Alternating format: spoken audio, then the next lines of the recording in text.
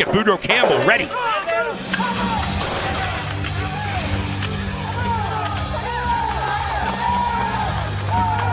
Boudreaux able to start off handling all that beef in the form of losing my religion.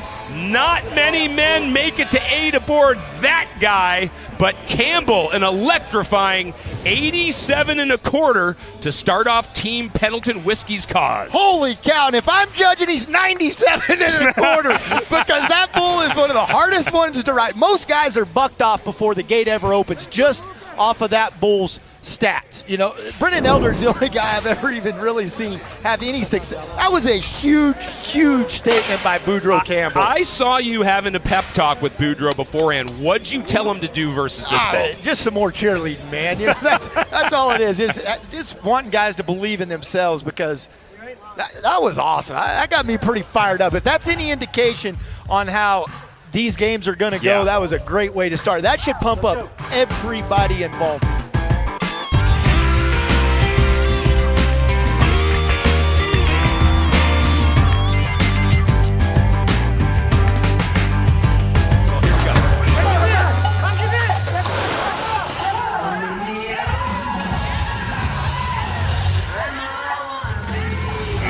There's another dance that goes Divino's way. The re-ride flags come out, but Mac, as the GM now, right, you got an injured rider. I mean, are you going to sort of hope that he takes the re-ride, or what would you do? At this point in the game, I would suggest to these guys to get on a re-ride. You know, I would not at this. I tell them, you know, look, if the game is sealed, you don't need to get on a re-ride just to get on one. But he's checking with Marco right now. These guys have only been on one bull so far from Team Cat. Partner, he's going to keep that score. A little bit of tough guy.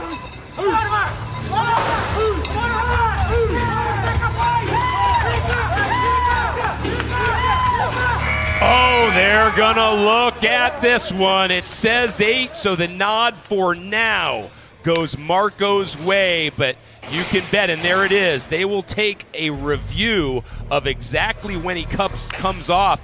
It looked like he was going to blow through Hurricane Tested and give Pendleton Whisky a 3rd score. That felt like 18 seconds to me.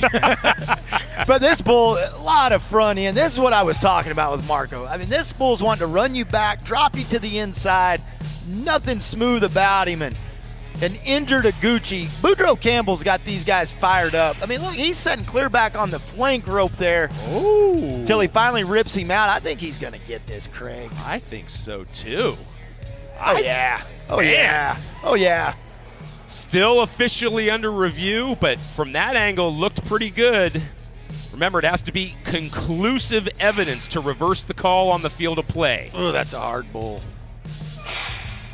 Oh. Craig, I don't like the sound of your voice there. I know. All right, well, the word is inconclusive evidence, so it will be a 3rd score for Pendleton Whisky as they continue to pad their advantage, 84 points. 84, you look at Marco, this is such a tough guy. So proud of his grit. A lot of riders on the clock so far.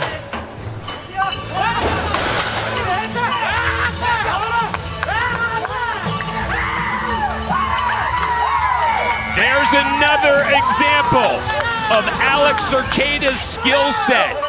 Nailed goes down. It was a fight for 8, but give Cerqueda credit, a well-earned score. Yeah, I know. Really a good job in showing everybody, hey, I'm not scared of this bull's record. And that's been my favorite thing about Alex as we watch this back on the Can-Am Cam. You've seen it in the highlight against Bruiser. He wasn't intimidated by a bull with a big record and a big history like Bruiser, and nor was he against Nell. I wouldn't recommend this picking my chin straight up in the air at the end. It can make for some rough get-offs. His spur hangs just a touch there in the flank rope, but luckily comes undone as Jesse Byrne got control of Nell there. But in the world, he's an elite guy.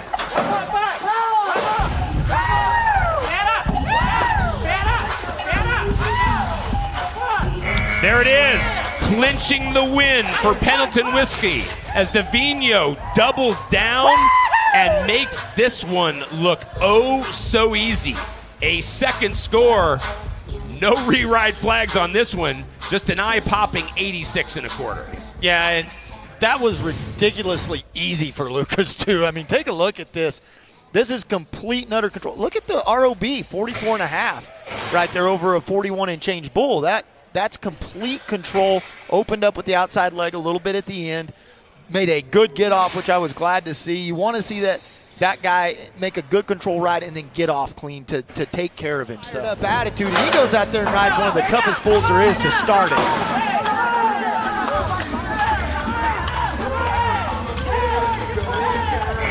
There is a lot to like from that out aboard Little Okie. Campbell does indeed add to Pendleton Whisky's total and takes a couple shots in the process, but the much-needed points for Pendleton are there, 85. Oh, my gosh, this kid's going to give me a heart attack.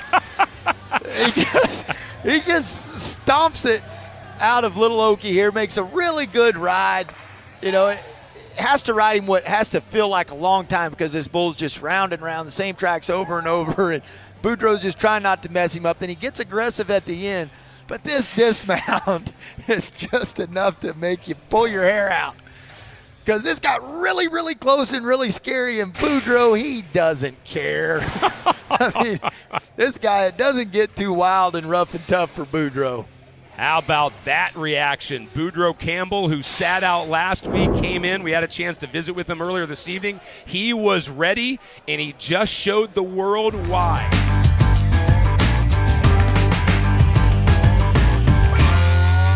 More than what it takes. Like, he'll make some huge moves.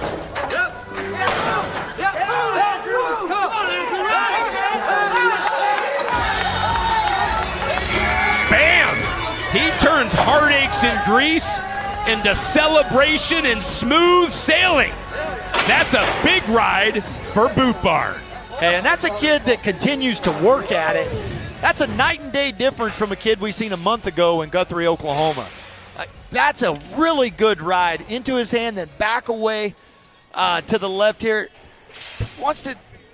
I liked everything about that, man. That was a great job. 87 points, and to your point about working, right? He's a kid that asks questions, not just of you, but of everybody, right? The first weekend he was in Little Rock, he asked me about how to do better interviews for TV. I mean, he just wants to get better. He definitely should have went to Jesse Byrne for that instead of you, Craig. But I can't fault him there. Hey, but keep in mind, J.B. Mooney is that team's GM. Yeah. Don't think they don't tap into that well.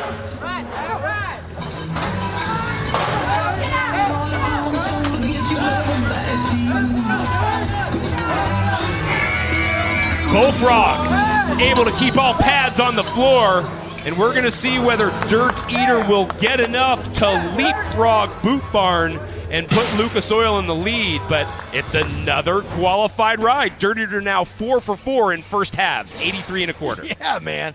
100% in the first half, and if they can get that same kind of production out of Dirt Eater now in the second half, that would obviously help their chances. And I don't see why, because those second half buck-offs, while Dirt Eater's been perfect in the first, it's been terrible in the second, and it's just been a little bitty mistake, you know, at 6 seconds or at 7 seconds. There's no reason Dirt Eater shouldn't be 2 for 2 in this guy's entire career.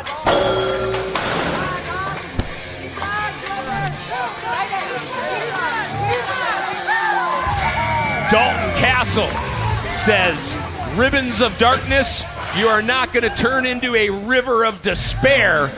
Qualified ride number 2 for Lucas Oil, 84 1/2. Well, and Dalton Castle is a pretty special young bull rider.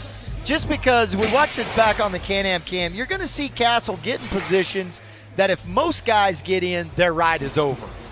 Castle's ride is never over. He's got the ability to move around on a bull's back and go from in a terrible position with about a 10% chance of success to the next jump being at a 90% chance of success. So Castle is a pretty special bull rider. Yeah, and just a small example right there of why he was last year's Rookie of the Year in the PBR ranks.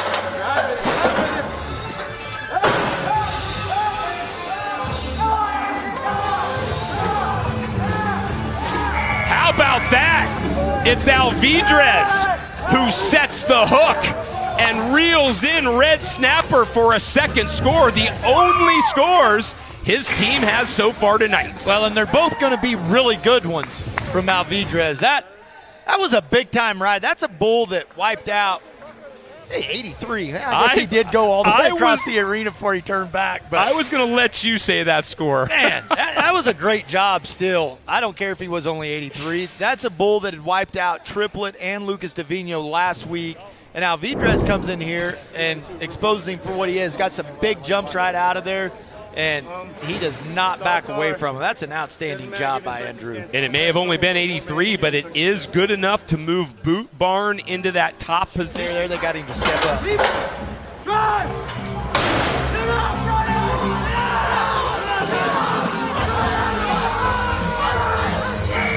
Swearingen found a way. Another dynamic toss. St. Joe tries to send a final message, but that one was Swearingen just fighting for it. That's what it takes right there. 84 and a half. If you want to be a great bull rider, any young person watching at home that wants to make their living doing this is the kind of commitment that it takes right here that Dalen Swearingen just put out.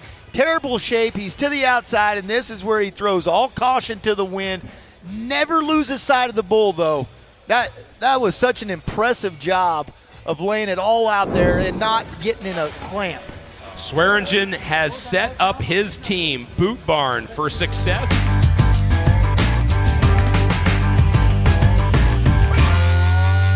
got a 2,000-pound bull that can think and find you.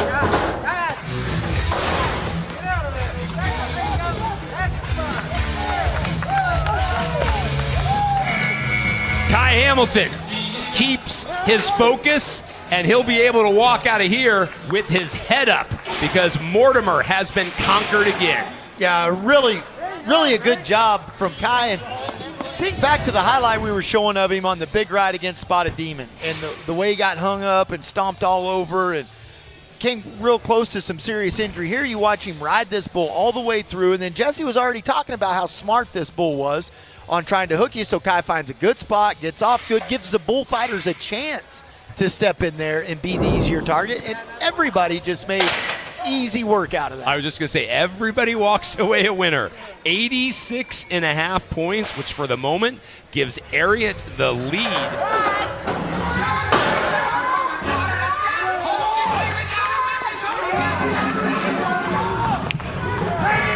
Davis does it. That's a second score, and so heading into halftime, Ariat is going to have a commanding lead. 87 3/4. Outstanding job by Davis. We talked about what Ariat needs to be successful. They need Kai Hamilton to step up. Check. Kai Hamilton did just that. They need Davis to be the star that he is. Check again. Davis did that. Now, I was talking about his outside foot. You watch when this bull goes to jump out of this spin right here, what Davis does with it.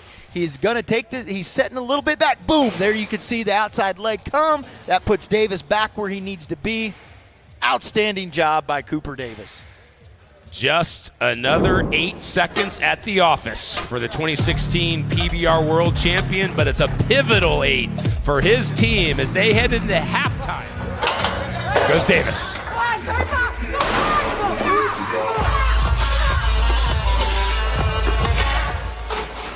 Oh. Red Bones tried not to leave any meat on the bones of Cooper Davis because he not only took him to town, but threw him down at 4.5. Scary moments for Team Ariat. Big-time bull scores, Craig. 44. Worth every point of it, too. What I was so impressed with Redbones is how he got stronger as this ride went. Like, Davis was going at him, and then Redbones just turned it up another notch. But this is a scary situation, seeing your team leader, your captain, get this close with these back feet right here. Actually hit him. Just pretty darn good thing Davis is this tough.